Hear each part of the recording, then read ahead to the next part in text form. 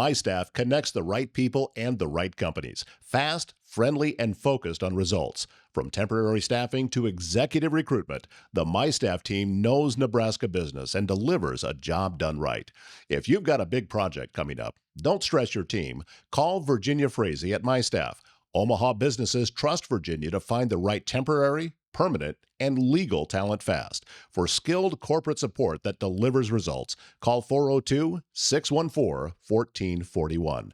Whatever your hiring need or career move, My Staff is your employment partner for a job done right. Visit mystaff.com or call 402-614-1441. Because at My Staff, we're not just recruiters. We're partners in your success story. Does this sound familiar? You get your annual renewal notice and see your premiums rising every single year. But what are you going to do? If you get quotes from other carriers, you face an uphill battle. More and more change for your people year over year. Benefits shouldn't be a once-a-year scramble. Ellerbrock Norris helps you think long-term. Long-term planning for your benefits package, long-term planning around employer retention, long-term planning around key people, and long-term planning built for cost savings. Ellerbrock Norris is here to help you build a plan that's better for the bottom line and better for the people it's protecting. Get your free benefits consultation today at ellerbrock-norris.com. To the first days that shape how safe people feel at work. To the signals we send before anyone knows the handbook. To questions asked without fear. And mistakes met with learning instead of punishment. To cultures that invite people in. And leaders who notice what silence is saying. Cheers to HR. Cheers to HR. At HR Wine Bar, we are proud to be supported by the Human Resource Association of the Midlands, the Omaha Metropolitan Chapter of HRAM, and powered entirely by HR professionals who volunteer their time to build community, share knowledge, and strengthen the profession. Every episode you hear is created by working HR leaders who care deeply about this work and about the people doing it. I'm Amy Luckenbill, president of HRAM, and your host for today's conversation. Like everything we do at HR Wine Bar, this show exists to support HR professionals with real-world insight, honest conversations, and space to think clearly about the work we carry every day. Joining me today is Jennifer Tritz, HR business partner at Ortho Nebraska and secretary of the HRAM Board. Jen brings more than 10 years of HR experience across employee relations, performance management, training and development, and a strong passion for mentoring and mission-driven work. We're so grateful to have her at the bar for this conversation. Welcome, Jen. Well, thanks, Amy. I'm happy to be here today. Can you tell us a little bit about today's episode? Absolutely. Today's episode is entitled Safe from the Start, Orientation, Onboarding, and Optima. We are exploring how psychological safety is built or broken on day one when new employees are eager to please and expectations are defined. We'll talk about what onboarding signals trust, permission, and belonging, and what common behaviors shut those things down. We are joined by Nicolette Villwok, Director of Human Resources at ENA Consulting Group and HRAM Vice President, whose work centers on building systems that support people and performance from the very beginning. Nicolette was a guest on the 2025 Culture College Virtual Education Series, and her episode is still available for purchase and for credit with HRAM. You can reach out to the HRAM office at staff@hram.org. Welcome, Nicolette. Hi, thanks guys for having me. Thank you for being here today and for all the work you do to support the organization. Before we dive into questions, can you tell us a little bit about ENA and your role there? Sure. So I've been at ENA for about 10 years now as the director of HR. And prior to that, I worked at many different organizations, manufacturing, distribution, and in engineering. And so here at ENA, we're focused on civil engineering, and we support developments and communities throughout the Omaha and Lincoln metro areas. So all these communities that you see growing throughout Omaha and Lincoln, we have impact on that, which is really cool because that's what our employees love to say. It's like, oh, I did that, and which is just it's a really cool thing to experience when you're talking with them.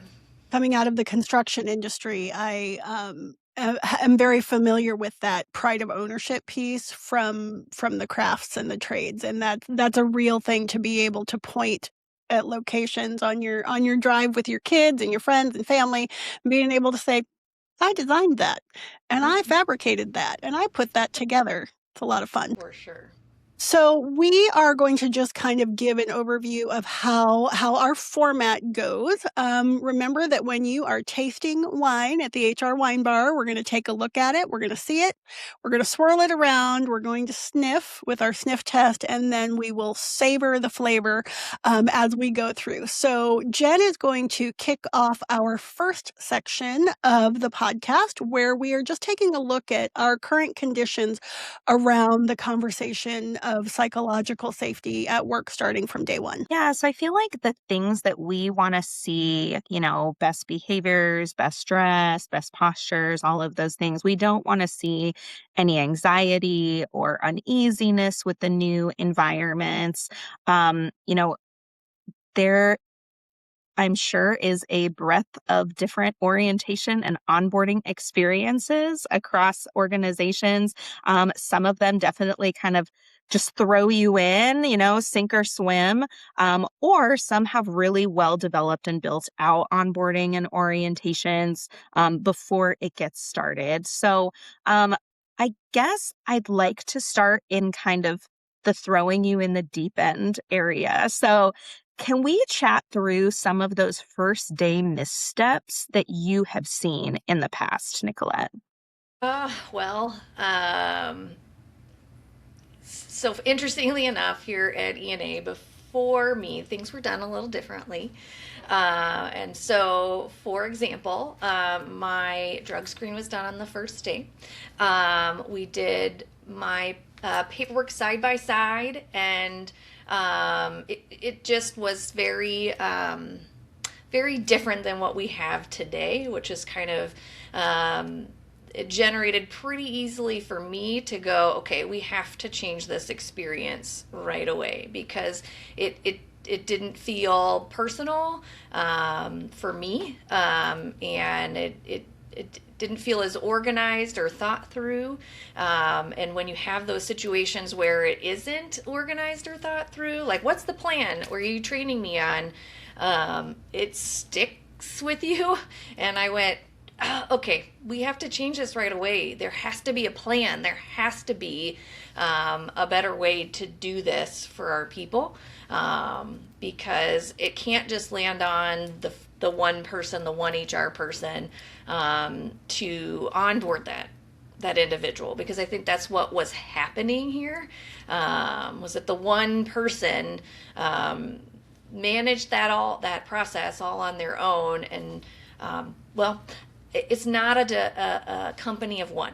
It is a company of many, and so I think that we can all play a role in someone's onboarding, and so that's what we changed pretty instantaneously within the month that I started here. Isn't that interesting how when you go through your own onboarding process, you're already taking notes on what is happening. Yes, What's happening right now? To be fair, the person our president was handling before, he's not, the skill set's not mine, right? So we have different skill sets, and one thing that is always been important to me, even from the interview phase, is to develop a genuine relationship with someone, right? Be authentic, be who we are, and immediately I could tell we were being authentic and sharing with the world who we were as an organization, and that was where there's nowhere but up in terms of our company practice, if that makes sense. Yeah. What I'm hearing in your response, Nicolette, is the setting of expectations, right? And if only one person is doing it, then they have learned what to expect from one person Correct. and one person only. Correct. And that I love and I've written it down, organized and thought through. Organized and thought through is kind of important, right? Let's have a plan. Let's not have a wing it. plan. Exactly. And I've had a few other employees come forward most recently. They're like, "Oh my gosh, what we do today is so different than my experience." So I'm like, "Yeah, that's intentional." Don't you wish that you could just like take them through it again? Like, okay, let's go through a second. Actually, I think that'd be fun for them. They'd probably learn a thing or two in hindsight, right? There's always opportunities to grow. Well, we have stay interviews. Maybe we need to have stay onboarding. Well, that is definitely in the consideration pile for us here. So fantastic. Fantastic. Jen, do you have any other questions for Nicolette for what we're seeing today? Yeah, absolutely. So I liked how you talked about the climate and the environment that was established when you had orientation. When do you think, kind of based on your experiences, when do employees decide like how safe they feel and like when it's safe to ask questions? Like what do you think really sets the stage for that trust, for that understanding, for that psychologically safe orientation? Well, I'm going to be honest, it starts from the first interaction, right? Our first interaction with that candidate, when we phone interview them, when we are starting a relationship. I've always compared interviewing to dating, right? If you don't trust that person, you're not going on a second date, right? That's the reality. And so if you don't start from the get-go, giving them plenty of opportunities to ask questions, I usually start my phone interviews to say, hey, did you take an opportunity to review our website? Did you come up with any questions? And then ask it again before we're done with that first phone interview. And then I'm there for that first in-person interview. Now that's since changed because I have an HR specialist that gets to handle most of our interviews, but there's a continuity of relationship development that's happening. And then in that in-person interview experience, we're talking about what the job is, what the plan is, and where they're headed in that experience. But I think it starts from that first interaction. So that's what's so tricky, because today we have a lot of folks maybe in interviews, especially for phone interviews, that maybe, they're just pre-screening. And I think that can be a detriment to really showing your culture and your core values if you're just looking at it as a pre-screening call. And not the first interaction to build a relationship with someone. Super interesting. I was just talking to someone who went through an interview process for a role, and their very first encounter with the company was like they had to basically do their own interview with like a pre-recording. So it was like a computer that was asking them questions and they answered. And I talked to them afterwards and they said, I just don't know how I feel in general about the company that used this method because, like, I couldn't connect to a computer. I like connecting to people in in-person interviews or even on the phone. You can have a little bit of that. So I wonder if in our effort to be technologically advanced or save time, we're sacrificing that psychological safety that could be built in an initial interview. We're all like 100%, girl. Yes, you are. I mean, and that I totally respect like that. There are places that have higher volumes and they have to find ways to gain efficiency. And it's maybe not practical to always have a phone to phone conversation, but yes, how do you get someone to trust you if you yourself are talking to them? I mean, no one, again, going back to the dating analogy, like you're not dating the computer like that, right? Right? Like you wouldn't do that. You spend 40 hours plus at a job. That's a huge commitment. So you should be mindful of those decisions as a job seeker. And if you don't feel comfortable off the get-go, then don't do it. Like, I would probably have told your friend, don't do it then if personal connections are important to you. Yep. I will share that I've actually had one of those before, and it was a long time ago. It was pre-AI.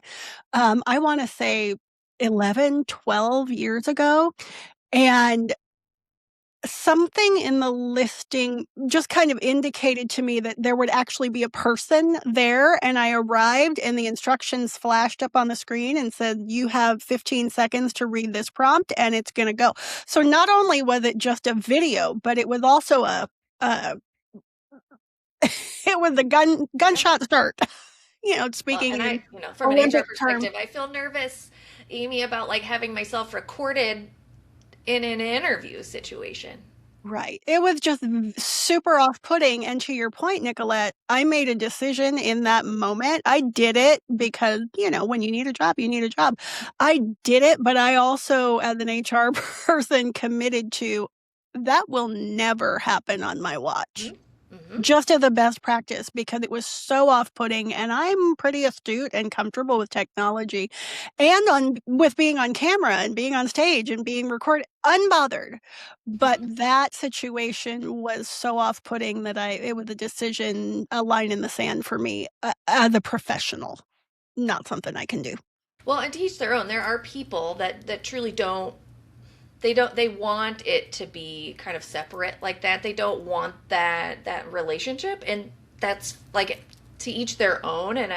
But I know for us, we're big on culture and our people being our number one asset, and so it is important that we assess if they are going to be part of a good fit for the culture, because it only takes one bad fit to sink the ship, right? And yeah, so and that's I why mean, I just think that's where a good recruiter really comes in, right? Like, a recruiter is such a key piece of your team, and shout out to our recruiter that we have. He does such a great job, puts people at ease immediately. That is so critical, I think, in those first interactions. 100%. Worth their weight in gold. So now that we've kind of established a baseline, I want to kind of dive in and kind of swirl this around a little bit and ask a little bit more pointed questions. So one of the things I'm hearing, Nicolette, because you took the orientation experience and you took it back to the interview stage, I kind of want to take it forward, to onboarding, and kind of what I'm hearing in your conversation is a consistent through line that is reflective of the organization as a whole from start through the entire employee experience, right? And so having that through line is really important. Can you talk to me about what you think, what cultural or like organizational assumptions are responsible throughout that line for creating psychological safety and making it be a must-have as an operating requirement versus the, hey, it's really nice that people are comfortable here. Like, can you walk through that with me, your thought process about that? Well, the faster that someone feels acclimated, the more productive they will be, right? The more engaged they're going to be in their training and development, which is imperative to that first, 90 days, 6 months, I mean, depending on the job, right? So if you don't have a plan and consistency, then I think you lose some of that right away, because people are in their first probably week or so, right, deciding, okay, the interview process was great, the onboarding was fine, but is this legit? Are they actually practicing what they preach? Right? There's right. Did they sell me a bag of goods that I yes, exactly right. Is this a bait and switch? Was that the actual job that I interviewed for? Is that the boss I'm actually working for? Is that right? Is this team a good fit for me? Did they even, like, what they say was true? And so those things are happening alongside when they're supposed to be learning about their new job. And if you can help them feel more comfortable quickly, like they know who those contact people are to ask questions. I think you and I both know that they're less likely to ask their boss because their boss is a stranger. And I think that's, stranger danger is real, right? Like, it's something that's programmed with us from a young person, right? When something's new, it's scary, it's intimidating. It doesn't matter how old we are. Right? Yes, one of the things that I tell young people, young professionals, I have teenagers and college age kids at home. One thing I tell them is that grown adults are just middle schoolers with mortgages. It's the truth. I think I was joking just yesterday. I was like, at some point, I got assigned that I was an adult. Yep. If you go back and listen to one of our early episodes, Jamie Mormon and I talked about how HR is always the adultier adult in the room. Everybody's looking to us to be the adultier adult. And then you look around and go, well, where's my boss? Oh, wait, that's me. I have to do that for myself. Yep. Yep, exactly. One of the things I love that you said is that acclimation leads to productivity. Right. And so if you can kind of break into pieces for me your experiences, maybe with leadership who are saying things like, I need them to be productive now. Like, I need rubber hits the road and I need them to be producing now. And one of the things that I found in HR is that we're always, not always, but we're usually in it for the long game. We're usually more willing to front load time and energy for an efficiency and a productivity that ramps up at a little bit slower pace in the beginning, but then at the plateau just like takes off like lightning. How do you kind of coach leadership into going, okay, slow your roll, and how does that then build more psychological safety with the staff as they're trying to ramp up? Yeah, I would say the thing that's probably different here is that we're highly technical, so it does take a fair amount of time to really become acclimated. I do have, obviously a blend of workers, and there is a specific team, especially within our field services, that they want to be quicker at getting them out into the field and working. And so essentially what the conversation is, look, do you want them to be worried about their well-being as far as benefits and who their contacts are when things don't work? Or do you want that safety, that psychological safety of knowing that if something's not working, that they have a resource, or to not know who their resources are and not ask questions and feel afraid? And that's really the trade-off, is if you don't give me this time, the risk is that they're not going to speak up and ask questions and maybe feel, I don't know, threaten's not the right word, but not feel comfortable, at least knowing that there's a resource for whatever it is that's ailing them. Because I think as employers, there's a lot of things that we are creating safety. When I think about benefits, right, that's for your family, and that's kind of a big deal, right? Huge. When we talk about, your 401k investments, that's your future, right? We need some time to talk about the future and that there is a possibility for them. So there are things that necessitate spending a bit more time to give them peace of mind so that they can be productive. And that's the conversation that needs to be had with leaders, is give me this time, and then they will be more productive, because they won't be thinking about, well, I just don't know who to ask. I just don't know what is the benefit, or where do I go, or I'm having this problem with my family and I don't know what to do.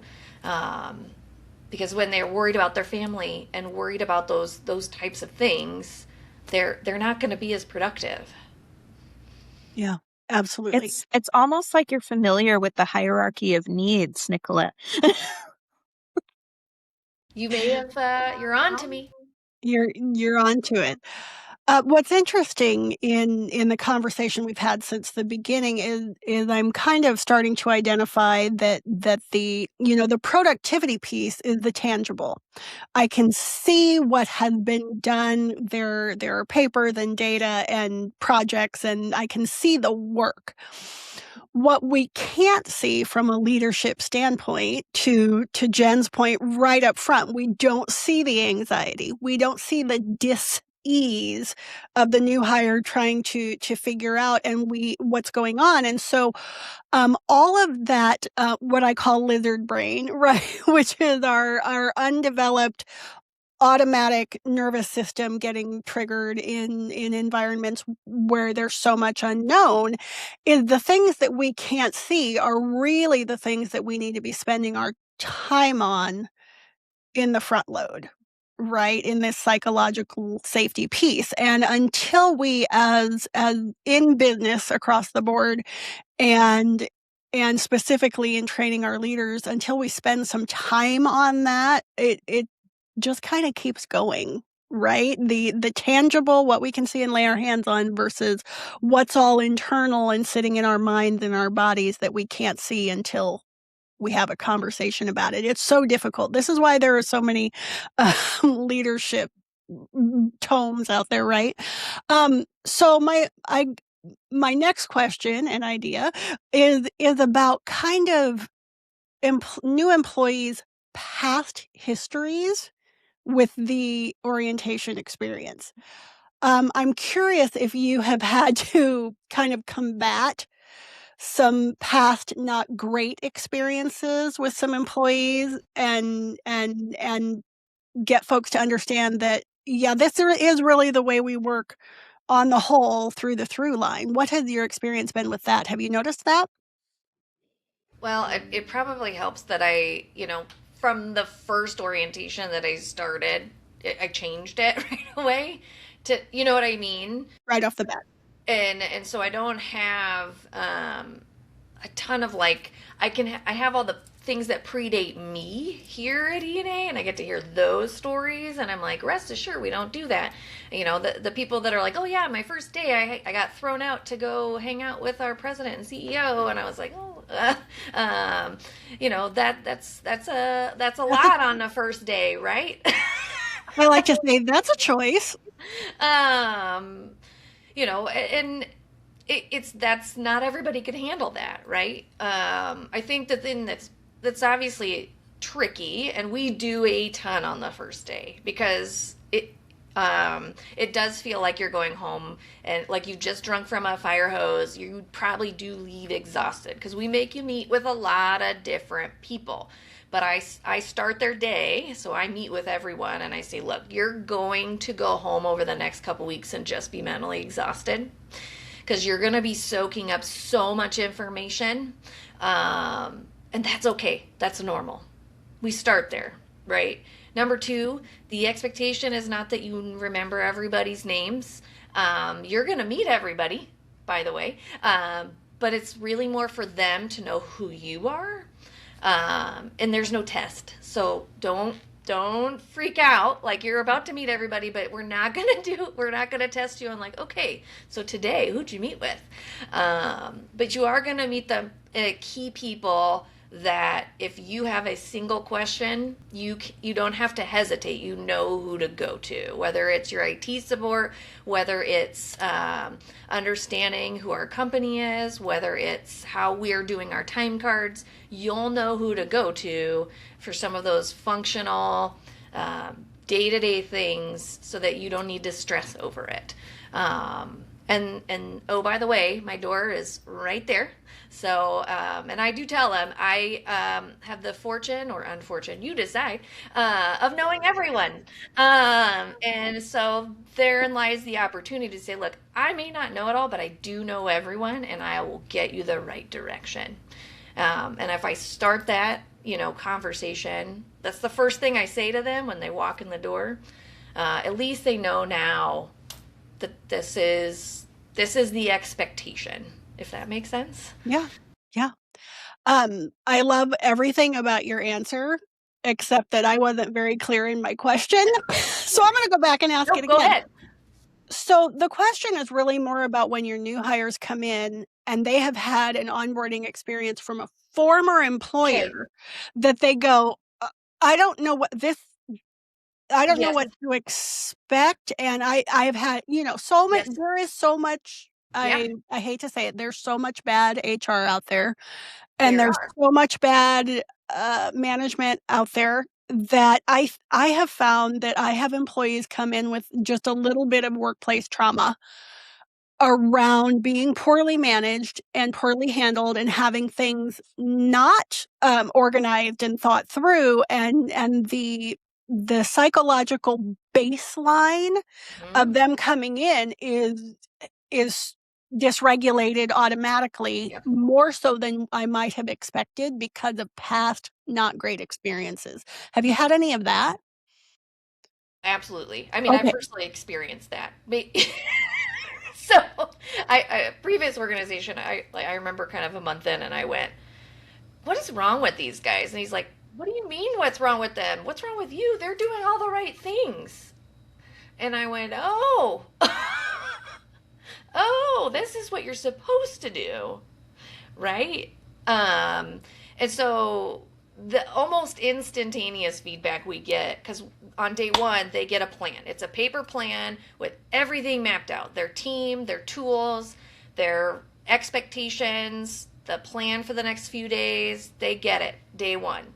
And they go, "Oh, I've never had this before." And it's, I mean, my pretty high statistical number that everyone says that to us. And I'm like, well, that's not uncommon. And I love that you're observing that right away. Just know that this is a communication expectation of you going forward, is that you plan well and you communicate well. Correct. We're laying the baseline. Yes. And I think what helps, and then 30 days later, roughly, I do meet with them again. And we get to have that check back in, and I get to say, okay, how's it really going? Right. And do you actually, like, was it too much? Was it just enough? We get to ask some of those questions and calibrate with them 30 days in. Most of them make it that far. So I feel like that's great success. Winning. Absolutely. Winning. Okay, well, I love that, Nicolette. We're going to take just a short pause. What I like to say to our listeners is that our sponsors are the reason that we can bring this content to you on your preferred platform. And so we're going to ask that you not fast forward, that you just let this wine breathe for a moment, and we'll be right back. Thinking about self-funded health insurance? Every HR department must go through the process at some point. You're sitting there with 25, 50, maybe 100 employees, staring at a renewal notice of 15%, wondering how you can better control your program. Ellerbrock Norris is there to help. If you're in a fully insured or level-funded plan today, it may be time to look at self-funded options. The team at Ellerbrock can walk you through how to contain any unexpected costs, how to gain better control of your pricing, and how to reinvest those savings back into your plan to ultimately take care of your people. Set up your free benefits consultation at ellerbrock-norris.com today to better protect your purpose. My Staff connects the right people and the right companies, fast, friendly, and focused on results. From temporary staffing to executive recruitment, the My Staff team knows Nebraska business and delivers a job done right. Looking for your next HR role in Nebraska, Iowa, Colorado, or South Dakota? Everyone knows Kim Lynch at My Staff because she connects great people with great careers. Let Kim help you land your next HR dream job. Email Kim at mystaff.com. Whatever your hiring need or career move, My Staff is your employment partner for a job done right. Visit mystaff.com or call 402-614-1441. Because at My Staff, we're not just recruiters, we're partners in your success story. Welcome back to HR Wine Bar. We are ready to move into the third section of the podcast, which we call our sniff test. This is the time when we put Nicolette in the hot seat and propose a few plausible scenarios that HR might encounter on the day-to-day and kind of talk through her responses to those situations. Jen, take it away. Yes, absolutely. To reiterate, these scenarios are completely fictitious. Any resemblance to real scenarios, you know how they say in books, this is just a complete coincidence. So here's number one. Let's say that you have a new hire and they're brought on during a really busy period, and leadership pushes for them, similar to Amy's question earlier, pushes for them to be productive immediately. So as a result, they shorten the onboarding process, and maybe there's a shadowing component that they skip. And if they ask questions, they'll say, oh, well, we'll just figure that out as we go. So that team member, that employee that started seemed really capable on paper, but because of the situation, they become quiet, they don't ask questions, they become cautious.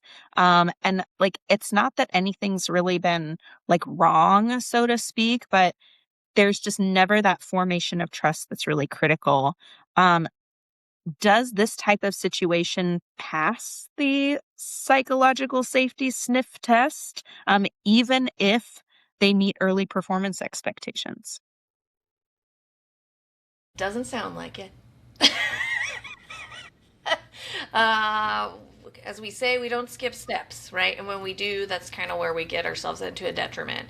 And so, then you decide, is this the employer's responsibility or the employee's? The employee didn't have control, right, of their training. They can ask about it. They can say, hey, when are we doing this? Those are the really good employees, right?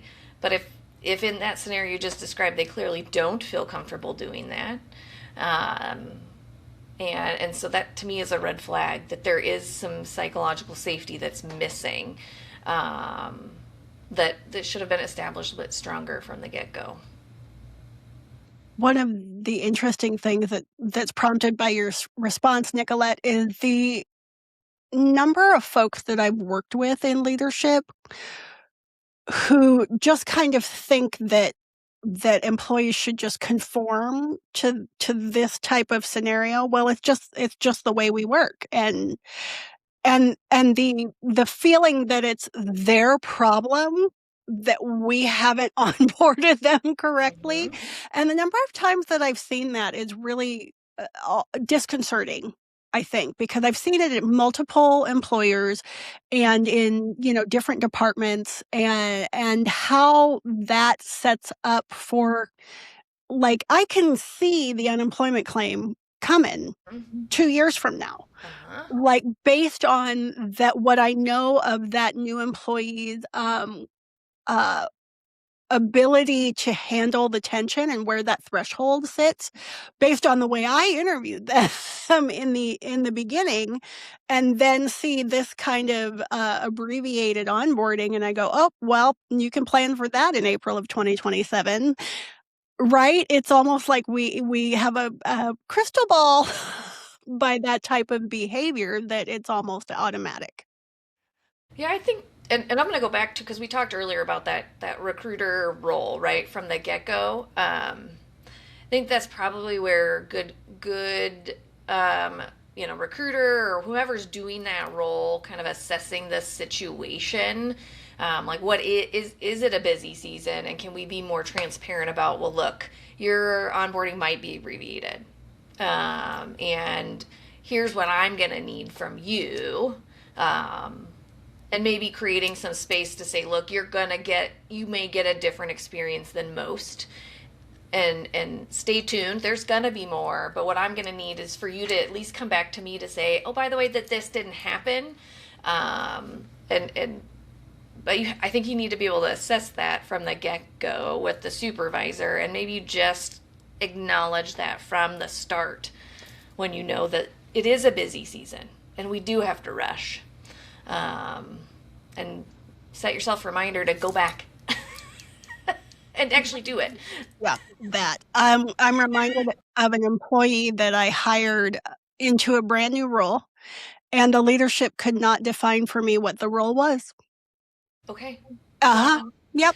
I don't know what And I'm recruiting for, huh? I knew, and here's the thing. It was during the COVID times, and I had interviewed a gentleman, right before kind of a hiring freeze, and I was like, he's a good egg. He's just a good egg, and I'm not sure where to put him, so I'm gonna keep him off to the side. And it was about 8 months later that they came and said, "Hey, we need this. We're not quite sure what it's gonna look like. I developed a job description." They're like, "Sure, let's go with that." And I was like, I need more feedback. Yeah, we don't know. And what I called him because I remembered something in his interview that he just seemed like a person who could handle tension like that and then not knowing like that without getting dysregulated about it. He was just a very chill dude. He was astute and he could handle it. But if I had not had him sitting in the back of my mind from 8 months prior, um, right? Well, And I told him right at the start, "Your job description is going to change, and I don't know what it's going to change to." And he's like, "I'm okay to take that risk based on what I'm doing right now. I can always come back to this."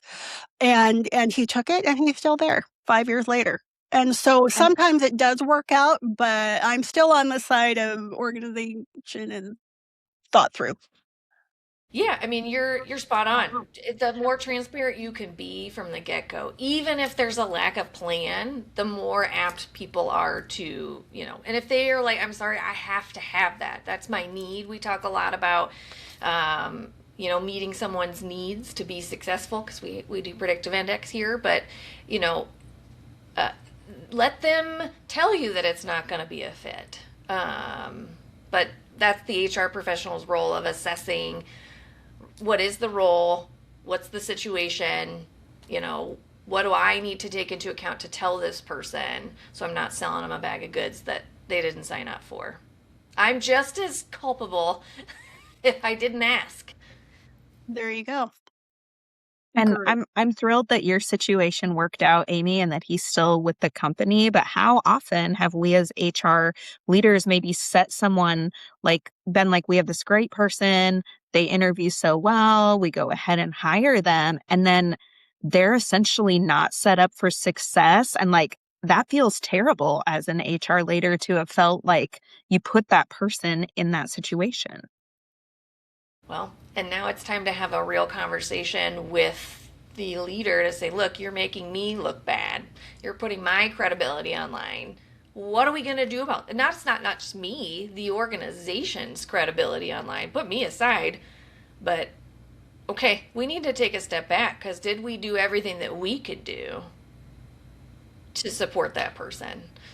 And most times, the finger goes right back to the supervisor. Most times, yeah, I didn't do that. I didn't take the time. I didn't do these things, and so we then have to kind of backtrack and put a plan in place, and then I get to shepherd more. Woohoo!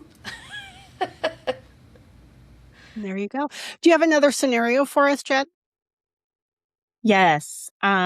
So I'm thinking about the opposite situation. So what if you have a new employee that comes in and they ask frequent clarifying questions and they are like, am I doing this piece okay? Is this in alignment? They just want to make sure they're doing a great job.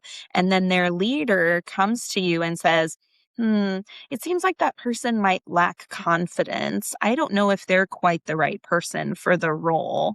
So, how do you distinguish between, no, that wasn't a confidence issue. We were creating a situation where they felt comfortable asking questions and onboarding. Where is the balance there? Well, from the start, we say there's only, I'm going to coin the phrase from someone else that says this, there's no stupid people, only stupid people that don't ask questions, right? So there's no stupid questions, just stupid people that don't ask questions, right? As long as they're not asking the same ones over and over and over again. And there's where I push back. Okay, are they asking the same questions over and over again? That's a red flag to me. Now, can we coach them and say, look, here's what I want you to do. I love that you're eager and you have questions. Why don't you jot them down and then we'll do it all together, right? So maybe giving that supervisor a little bit more coaching tips there on saying they want to meet your needs. That's what they're here to do. They want to help you. That's a good sign. But Nicolette, coaching is a lot of work. I just don't want to take the time to do all that coaching. Well, then I guess you shouldn't be a supervisor. That's the gig, man. That's the gig. I heart you both so much right now. I didn't make that job description up. I was fantastic. So one of the things that I'm hearing, Nicolette, in your responses is, the same questions over and over again. And I'm thinking more about like, are they technical questions like that you should be able to suss out pretty, procedural, like this is written down somewhere, or this is standard how to work Outlook. Like is it a skills based? Is it something that we should have assessed for in the hiring process? Or is it the psychological safety piece where they might be an overfunctioner who has been told they're wrong so many times and doesn't trust their internal instinct about the right thing to do? Or are they still trying to get into alignment with us about how their decision making should go? There's a lot of different ways that people can need reassurance or information or context or the framework on which to hang the new information as a new, right? Because I find that, again, if it's thought out and thought through, that the number of times that employees have come to me with questions or a supervisor has been like, they don't seem to be getting it. I'm like, well, how did you build them into that information? Why do they keep asking this question? Well, because you didn't provide the framework for them to have the larger understanding of where to hang that information up. So there's lots of different reasons why they could be asking these questions. And so it's a vague scenario, but I would be curious about the specifics about those questions. I think you're spot on. And that's partly where I think it's been really nice for us as an organization to buy into doing some sort of personality or behavior assessment, right? So that's why we utilize predictive index, and we do that from the get-go. And then we have some knowledge because maybe we're not feeding needs that they need some affirmation, they need some reassurance, they need more of the big picture. We can get a little bit more information and to say, well, is it just because you're not meeting them where they need to be at to get it, to understand? Those are all really good. I love that. I love that, Nicolette. And it makes me think of like when somebody's going through the learning process in onboarding and maybe you just haven't correctly understood their learning style, right? Like that's such a big thing. Like, do they learn by doing kinesthetic? Because that's why they're asking so many questions. But you've just been giving them paper after paper after paper. I think that's kind of a key piece of that too. Mm-hmm. Jen, I love that little. I'm going to take a left turn now as a former educator because I think there's a lot of limited conversation around VKAs. So we're talking about the visual, kinesthetic, and oral learners. And we in HR tend to have a very surface level understanding of that. But in education, just to kind of go down a couple layers, everyone defaults to their easy learner function. So I'm a visual learner, which is interesting because I'm a musician, that I go visual, kinesthetic, and then auditory. And so if I can learn something easily just by looking at a diagram or reading it or seeing something, then great, it's good.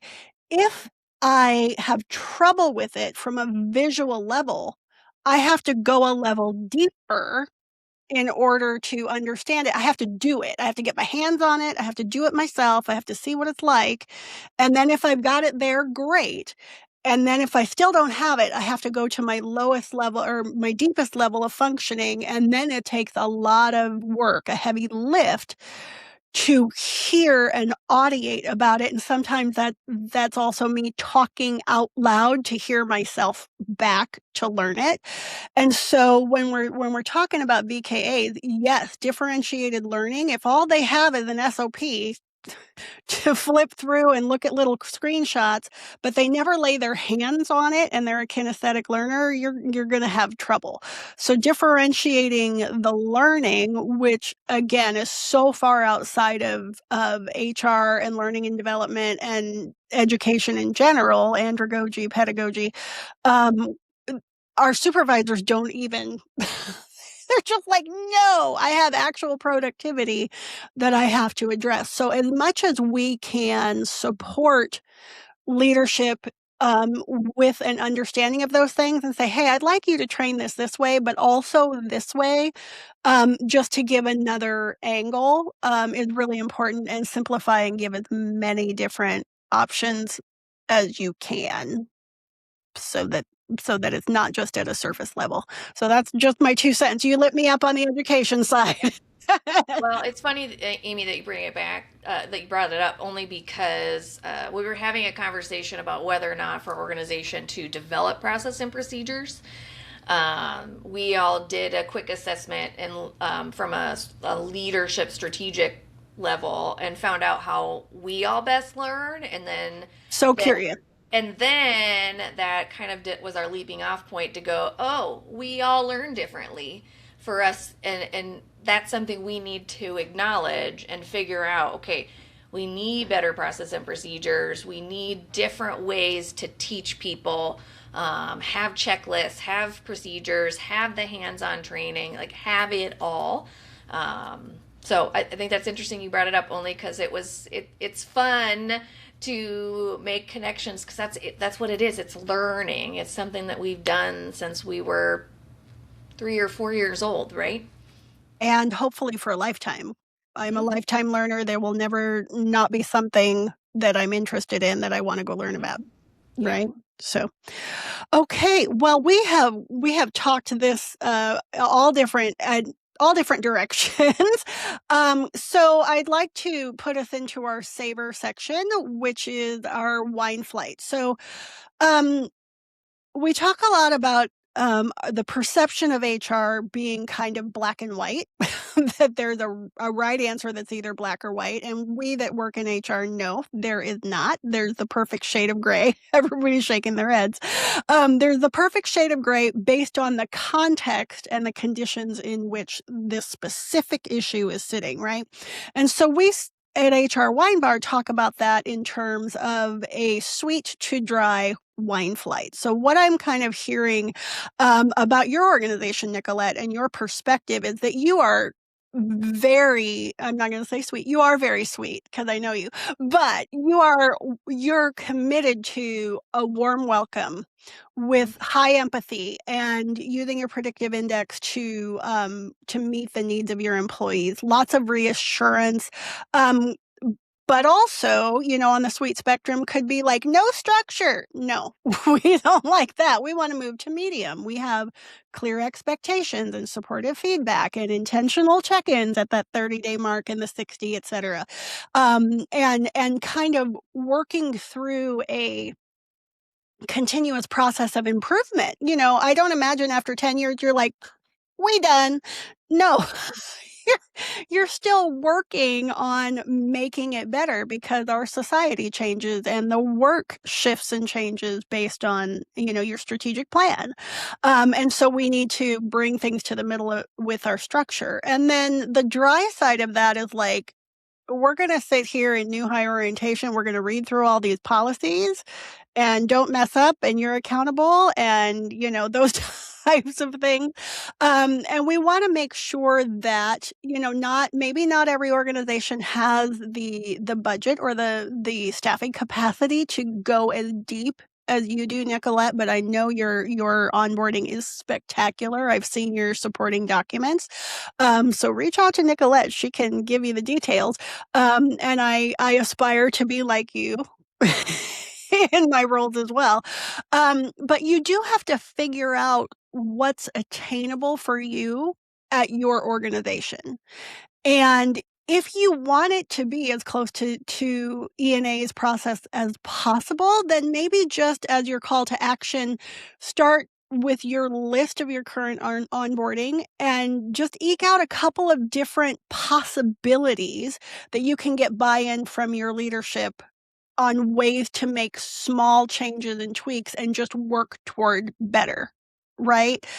We cannot recreate wheels at the snap of fingers and still process payroll and deal with employee relations issues. We have to do this strategically and sometimes in baby steps in order to make better. So that's your call to action. Figure out what the thing is that you can do to set your new employees up to feel safe at work starting on day one and not be selling them a bag of goods. Nicolette said. So that's our wine flight for today.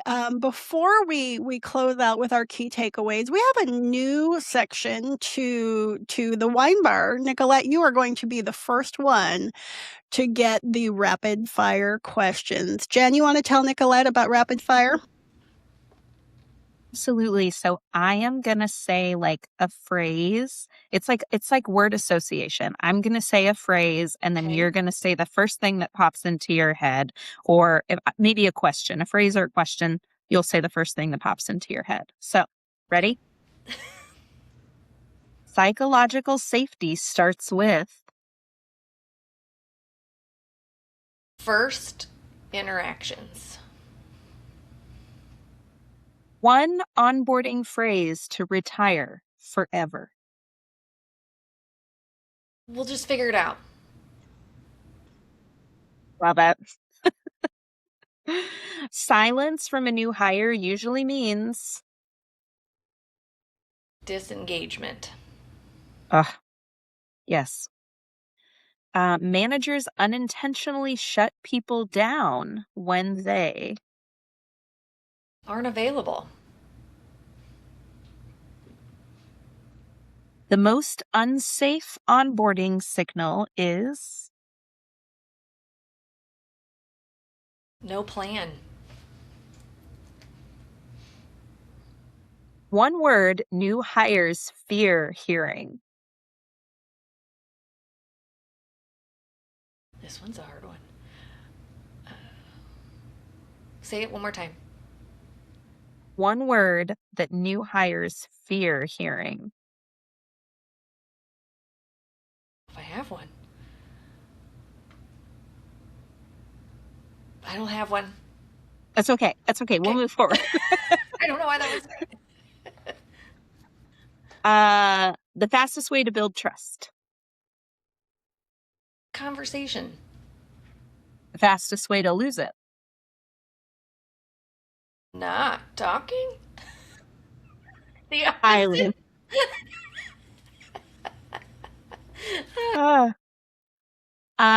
One thing HR should say sooner. Time out. Let's get a plan. What about one thing HR should stop saying? I don't know. It's their job. That's someone else's job. And my last one is, if onboarding fails, it's usually because there was no intention. That's great, Nicolette. I love that. You can always say pass. Yeah, absolutely. I don't know. I panicked. Yeah, no, that's great. I was going to say that the one word that new hires fear would be no. Oh, yeah. There's just no. They're hoping for a yes. They're hoping that we can meet their expectation. Yeah. And nobody likes to hear no. No one, literally. No one likes to hear no. So here are my takeaways, and ladies, feel free if you want to add your own. Psychological safety starts at the very beginning, not just on day one of hire. That's what I got out of this. I'm backing it up to the interview process. The process of interviewing, hiring, onboarding, everboarding, which we will talk about in our next podcast with Amber Watts, and the entire employee experience, not just this day one orientation, needs to be organized and thought through. Right? I'm going back to Nicolette's very first comment. We need to be thinking about the entire employee experience in terms of psychological safety and in terms of a bait and switch, right? Silence is information. It's the things that we can't see that if we spend time on them now will give us the greatest bang for our buck later. And HR is still the adultier adult setting the tone for others to follow. Do you have anything to add for key takeaways? Yeah, I think your point about holding managers accountable is such a big one too. Also, that not only does HR set the tone, but also it doesn't stop with HR, right? And it has to continue down to managers also maintaining that level of psychological safety. Absolutely. Okay, Jen, great comment. Take us out, lady. Absolutely. Well, we want to thank you, Nicolette, for joining us for today's recording. We want to thank HRAM and our sponsors. We want to thank all of our listeners. I'm Jennifer Tritz. And I'm Amy Luckenbill. We are your hosts for today's episode of HR Wine Bar. To the HR professionals shaping safety from the start, and the courage it takes to design it intentionally. Cheers to HR. Cheers to HR. When you're managing an HR department, you're often the bearer of bad news. Rising costs, employee turnover, cultural complaints, key people not feeling appreciated, compliance concerns, and so much more. It's time to change the conversation. It's time to deliver real results to your leadership team. It's time to think more broadly. It's time you meet with Ellerbrock Norris. Ellerbrock Norris will help you think differently about the benefits world and be your advocate to broader risk management across your organization. After one meeting, your team will walk away knowing how one or two small changes can create amazing ripple effects across your entire company. Set up your free risk consultation today at ellerbrock-norris.com. My Staff connects the right people and the right companies. Fast, friendly, and focused on results. From temporary staffing to executive recruitment, the My Staff team knows Nebraska business and delivers a job done right. When it comes to corporate staffing, Stephanie Todd gets it done. She's been in your seat as a talent acquisition specialist, HR generalist, and business partner, and now she's putting that experience to work for you. Email Stephanie at mystaff.com today. Whatever your hiring need or career move, My Staff is your employment partner for a job done right. Visit mystaff.com or call 402-614-1441. Because at My Staff, we're not just recruiters, we're partners in your success story.